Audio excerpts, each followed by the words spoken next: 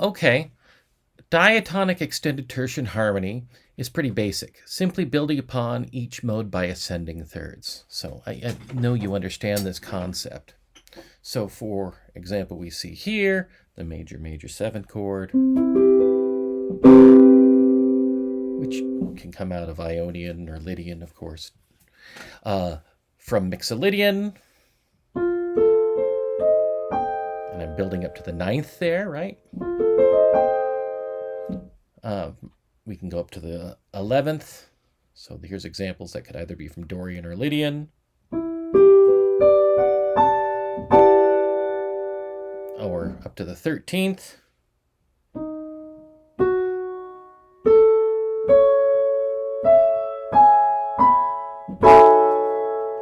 Etc. However, there is a problem with the Ionian and Mixolydian mode. In the 11th forms a minor 9th above the 3rd.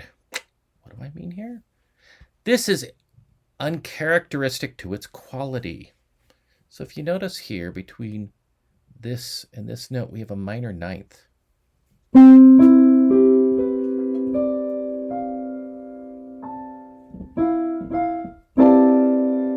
It's not as smooth as...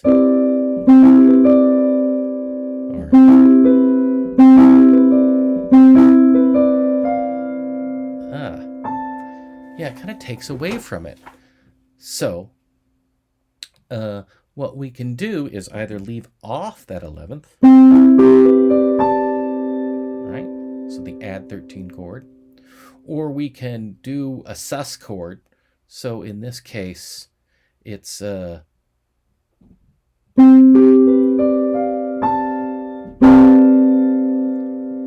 taking out the 3rd. We just leave out the 3rd. So we can leave out the 11th or leave out the 3rd. Or what is most common, so first we can have the 11th 3rd off, or have the 11th essentially replace the 3rd. We call that a sus chord. Or even most common, normally one would raise the 11th. This is most often preferred. So instead of using Ionian, we use the Lydian. Doesn't that sound nice? And the reason being is that we have a 5th there between C and G, a 5th there between E and B, a 5th between G and D, a 5th between B and F sharp, a 5th between D and A. Yeah, that fits in with that overtone series, that reinforcement of the 5th. Same thing is true with Mixolydian, right? This note up here.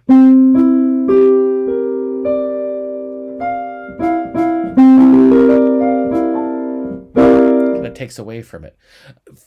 I should tell you that it's not bad in the way that you could never use it. All right, so don't think I mean that you should never use that chord. I'm telling you how people deal with it when people are really using it like in a key, like in jazz or something. But I have no problem with that quality. It just, if you put that 11th there, it no longer really retains the characteristic of where it comes from. So in Mixolydian, we can do the same thing. We can leave off the 11th, such as the major minor 7 9 add 13. Sounds good, right? We can also create a sus chord, and often in this case that they put the 11th on the bottom, so it's like the 3rd is related down here instead of up here. You can probably see why we now call it a sus chord in this context.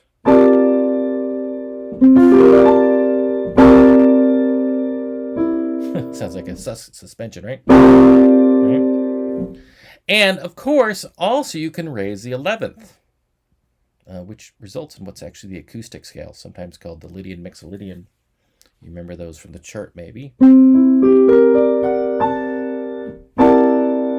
of a brilliant sound in that case. By the way, the reason why it's called the acoustic scale is if we go back to the overtone series, it's actually the first 7 distinct notes in the overtone series, if we consider that an A natural, is those notes. That's why it's called the acoustic scale.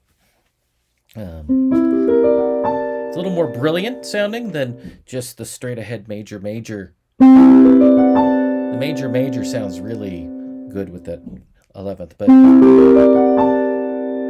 the dominant one, it just adds emphasis to it, right?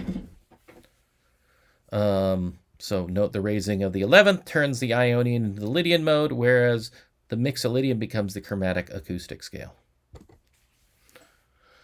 By the way, what is the difference between diatonic and chromatic? You've heard these terms, and I don't mean chromatic scale, but I mean diatonic collection and chromatic collection. Well, these terms are very, very old. It goes back to the ancient Greeks. Diatonic was defined by the ancient Greeks as any scale based, including a subset, which means less than. So a subset would mean maybe 5 of the 7 notes or 4 of the 7 notes, etc. Anything that comes out of the collection of 7 notes of the following organization or mode thereof, of whole steps and half steps, of the combination of whole, whole, half, whole, whole, whole, half. Now you can start at any point. So like, for example, Phrygian would be half, whole, whole, whole, half, whole, whole. That's still diatonic, right? And pentatonic, which is only some of these notes, is still a subset of that, right? So that defines something that is diatonic. Therefore, any collection that cannot be derived from that is considered chromatic, a chromatic collection. And I put a small note here, not that relevant, at least at the moment. A third microtonal system, maybe using quarter tones, called enharmonic, which means something different back to the Greeks, was also defined by the Greeks, but it is negated. It doesn't really exist in an equal temperate situation. It was something where, D flat and C sharp were a different note, and D double flat was not the same note as C natural, etc. For our demonstration on piano, at least, we can't deal with that. And enharmonic in equal temperament means equivalent notes, not microtonal notes. But back in the Greeks, it did. But still, we have diatonic and chromatic, and so obviously the Ionian is diatonic with the whole, whole, half, whole, whole, whole, half, the prime attribute. Here's another example of a diatonic mode. Here's Aeolian. So we have the whole, whole, half, whole, whole, whole, half. Note I purposely mixed white and black notes. It's not just all white notes. It's just any combination that forms those intervals. Got it?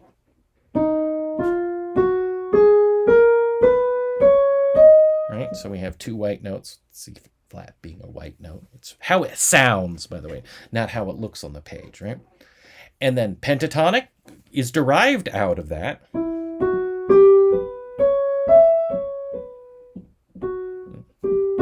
Sorry, played it wrong. A pentatonic scale would be a version that's one of the hematonic versions that is also considered diatonic. And note this last passage. Don't get confused by how it's written. You see how it has flat and sharp and natural. It doesn't matter. It can be coming out of a diatonic collection, so thus is considered diatonic. It's how it sounds, at least to our modern ears. Here's some example of chromatic collections.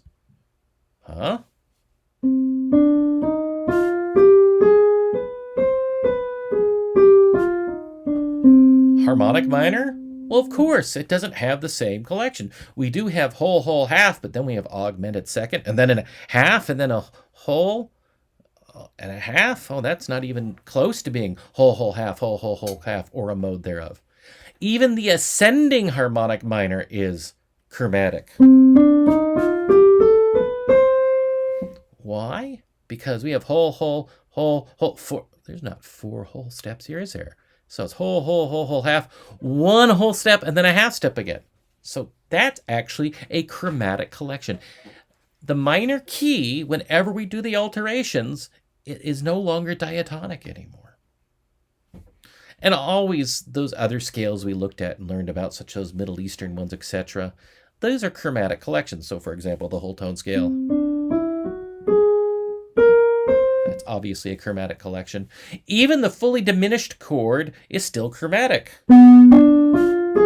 Yeah, because it comes out of a collection that cannot be related to whole, whole, half, whole, whole, whole, half. It's actually related to this one. It's related to the harmonic minor. And a good clue to figure out if something is diatonic or not is, will it fit into a key signature without any other accidentals? If it can, then it's diatonic. And of course, you have to respell things like this one's ridiculous, right? We'd spell that as C sharp and G sharp. But like a pentatonic can fit into a key signature. I'm not saying you should use key signatures, but that's one way to quickly determine. If you have to add notes, like in the harmonic minor scale, or I wrote harmonic, that should say melodic. I'll change that on the chart. You'd say, teacher, that's wrong, but I'm not going to re-record the video, so I'll keep going here for you. Okay, in fact, I can fix that now. Ascending. Why is it not? Oh, I'll redo the copy. That's fine. All right, let's move on. All right. So, continuing on with tertian harmony, chromatic extended tertian harmony is any aurally non-diatonic collection based on stacked thirds. So here's some examples. So the ascending melodic minor, and I spell it correctly this time, can be built up. Major seventh, so minor, major 7, 9, 9, 11th, 13th, right? And we can have modes of melodic minor, such as this acoustic scale here. So you see that's just this scale, but starting on F, right? Mode 4. And that gives us that 13th chord with the dominant with the raised 11th that we had earlier.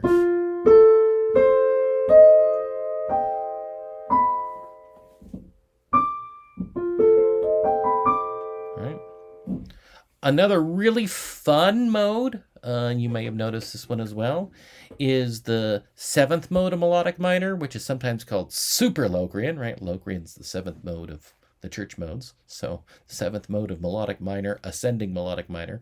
We can call that super Locrian.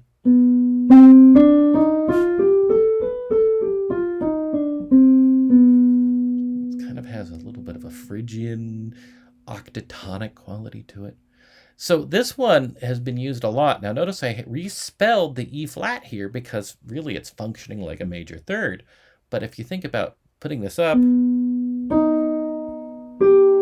augmented triad, 7th. So we already have a major triad with a minor 7th and a sharp 5, right? But it gives us the flat 9. Or it gives us what's called a sharp 9, which is essentially a 10th, right? A minor 10th. Very common sonority.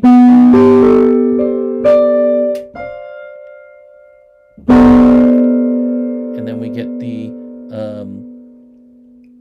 sharp 11. Oh, I shouldn't have... I got to correct this one too. The 13th shouldn't be on there. Sorry. Right, so that's major, minor 7, sharp 5, flat 9, sharp 9, sharp 11. No, 13.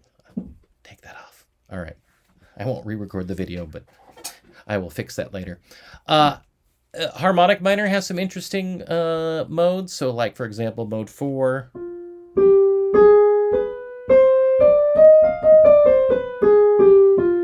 We can build a nice chord off that. So minor 7th, 9th, sharp 11, 13. I can also make up my own scale, so a synthetic scale here.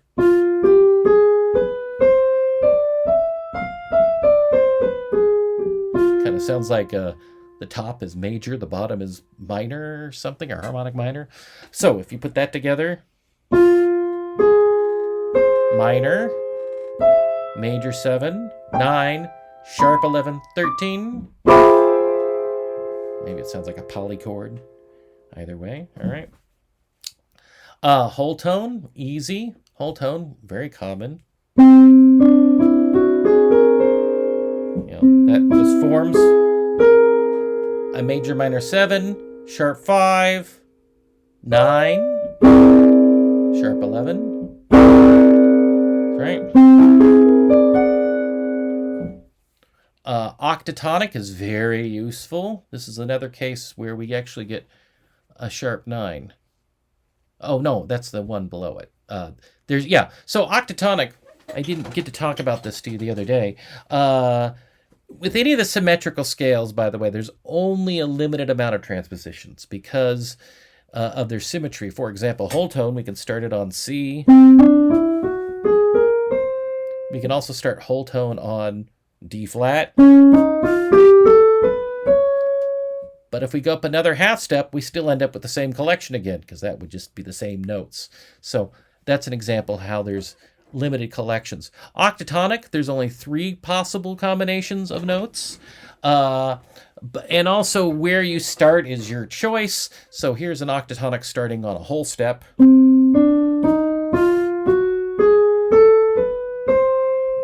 All octatonic is whole half, whole half, whole half, whole half, whole half, till you get to the octave again. And so the one starting on a whole step, we get a minor,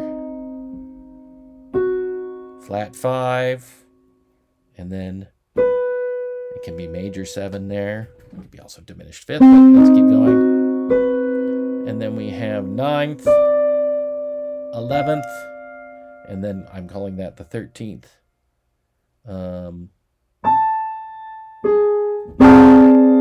Oh, and also the sharp 5 is there.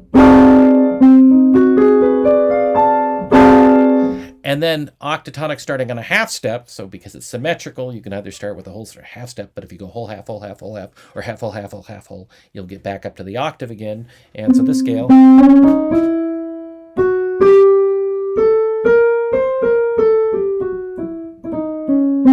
you should get to know your octatonic collections. There's only 3 of them. So you should discover those, but here's the octatonic collection starting a half step, and this is the really useful one, because on the bottom here we can create a major triad, and then a major minor 7, and then we can add the flat 9. We can also add the sharp 9. It's a very common chord in jazz.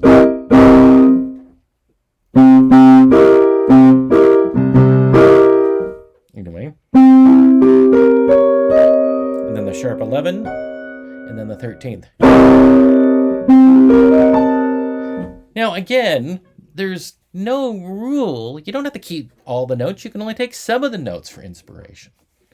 And I should also mention that, you can mix thirds and fourths and fifths and seconds and the same thing. And as you see, some of the different voicings do end up that way. So these are just a way to search for ideas on how to create chords. That one seemed to be doubled. So here's a special supplement here for you on tertian harmony. I've used different names for this, but it's kind of based on the spectral overtone series here. So we'll call this super spectral extended tertian harmony. This is an interesting natural occurrence due to the overtone harmonic partial series relationship. So you remember the overtone harmonic partial series we talked about earlier, with the 5th being a very strong sonority. So due to the regular pattern of major and minor thirds, which form perfect 5ths, when building up a diatonic extended tertian harmony upon either the Lydian or Dorian mode, upper voices above the octave begin to fall outside the diatonic system. Well, actually, upper voices starting at the octave. Once one goes beyond the first octave, it actually sounds more consonant due to the natural strength of the perfect 5th in the overtone series. Incidentally, this relationship results in a consonant aggregate, all 12 tones. So what am I talking about? So let's say we're going up on the Lydian mode here. See this Lydian mode, right? So we have...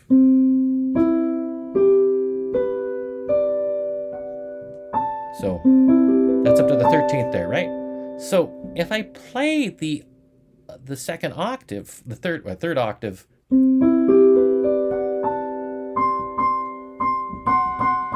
that doesn't sound that good, because we have a minor 9th here between C and B, and the C would form a tritone. So instead, if you continue going in the same pattern, major 3rd, minor 3rd, major 3rd, minor 3rd, major 3rd, minor 3rd, major 3rd, it actually sounds good. beautiful, right? And the main reasons we have these embedded fifths.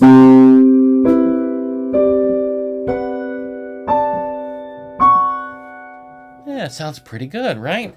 And on Dorian, this works too. You actually have to go a little bit higher. It goes up to the third. You end up with a major third on top there. So if we have minor, so Dorian would be minor third, minor fourth, third, major third. Lydian is major third, minor third, major third, minor third. But Dorian is minor third, major third, minor third, major third, minor third, major third, minor third, major third. So if we just put the F natural there, we still get those dissonant intervals. So instead we go,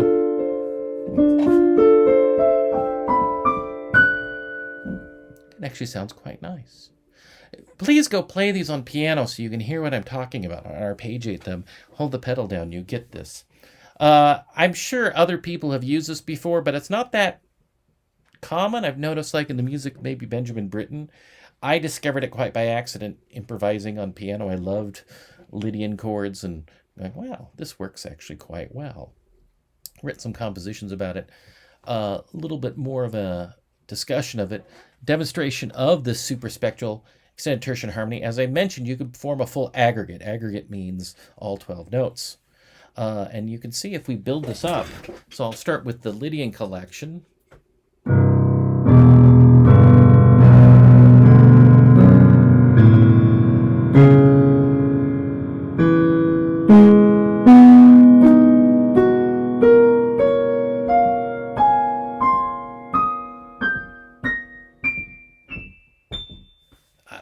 My digital piano doesn't ring long enough, but it's actually very shimmering and beautiful because of these stacked fifths on it. You can also do it on the Dorian.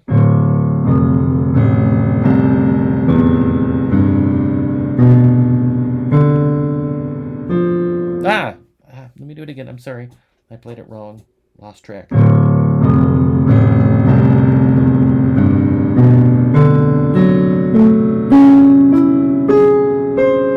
I did it wrong again. I'm not looking at the music. Hold on. One more time.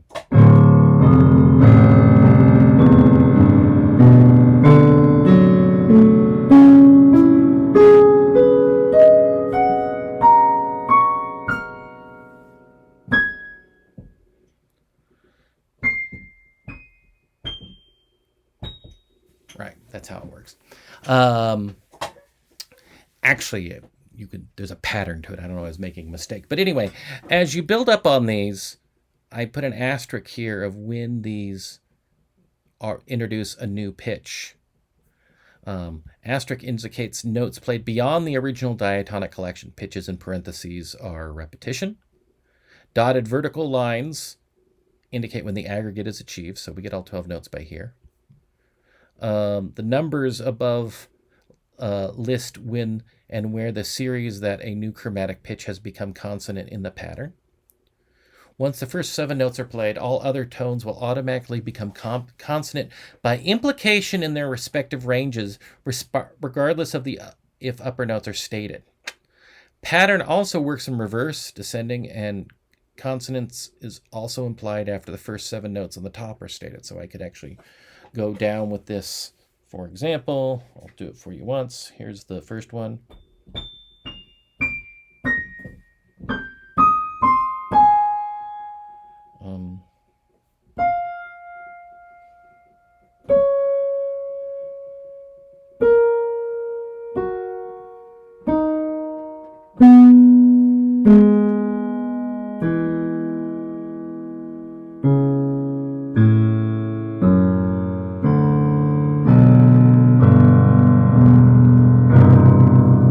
Playing it too long, but you'll get the picture. Trying to doing it.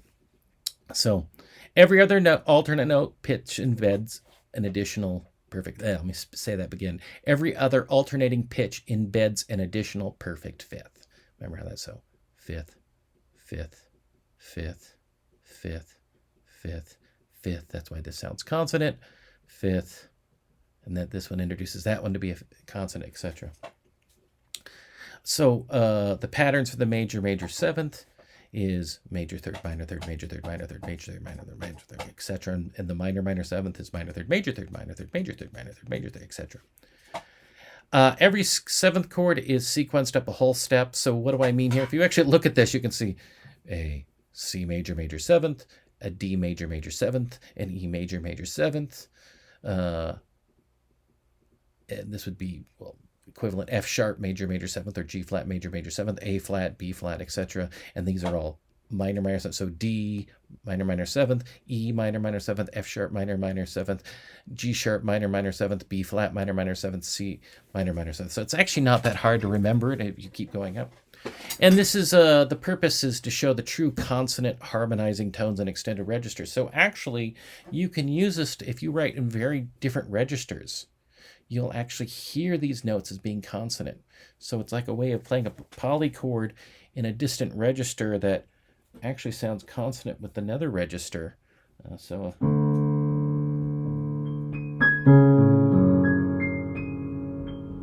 it's not nearly as dissonant. I was playing D with an A flat up here.